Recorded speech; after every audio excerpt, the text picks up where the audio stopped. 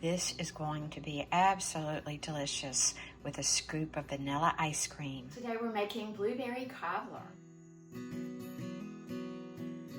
I've been to the orchard, and despite the heat wave that we're having, I managed to pick a couple of pounds. Fresh blueberries, and they are plump and juicy and perfect for this cobbler. Unlike a traditional drop biscuit dough cobbler, we're using a pie crust and we're creating a patchwork on top. And this just makes it so easy and quick, and it's very similar to a blueberry pie. This recipe is for an 8x8 dish, and I'm using a glass casserole dish. You'll want to grease the bottom.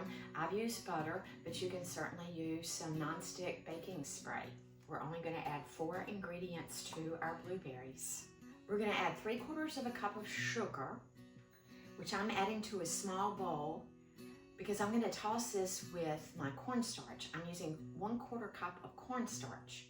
Now that would be 4 tablespoons. And you know, flour works just as well as cornstarch. If you don't have cornstarch on hand, just remember that you use twice as much flour as cornstarch. So that would be 8 tablespoons of flour. We're going to toss our berries with our sugar and cornstarch. I love these fresh berries. Oh my goodness. That is one of the most wonderful things about summer is fresh fruit. My berries are still just a little wet from washing them. I did drain them for quite a while. You do want to wash and drain your berries very well. And now we're adding lemon juice. I'm adding about a tablespoon of lemon juice. So I have the zest of about 1/2 of a lemon, and I'm going to toss my blueberries with that as well. The lemon zest is optional, but I really want a little more of that lemony flavor with my blueberries. And you know, orange juice and orange zest also go very well with blueberries. So if you're not a fan of lemon, but you do want that little hint of citrus, you could use orange juice rather than lemon juice. Now we just pour this into our 8x8 casserole. So we're going to set this aside and prepare our pie crust. So use any pie crust recipe that you like, your butter crust, your shortening crust, a combination. Now what I did to save a little time is I use this box of Jiffy pie crust mix. If you use a pie crust mix like this, it says it makes 2 9-inch crusts. I'm using the entire contents because I find that that's a little bit of a skimpy pie crust. So if you want to save a little time and use something like this Jiffy pie crust mix, just remember you're going to use the entire package contents.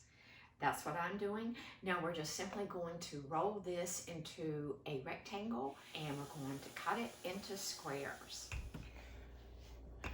All right. So use your pizza wheel.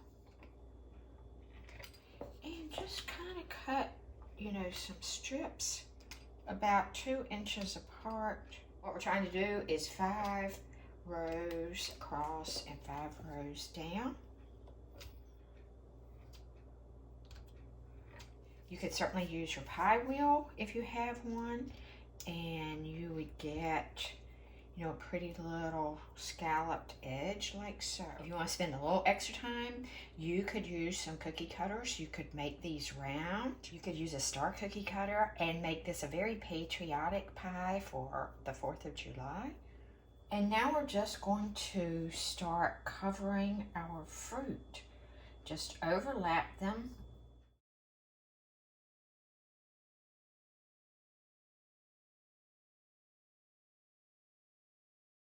I'm putting a couple with the fluted edges on here, just for fun. And you can change up the size of these if you want. Just cover your fruit.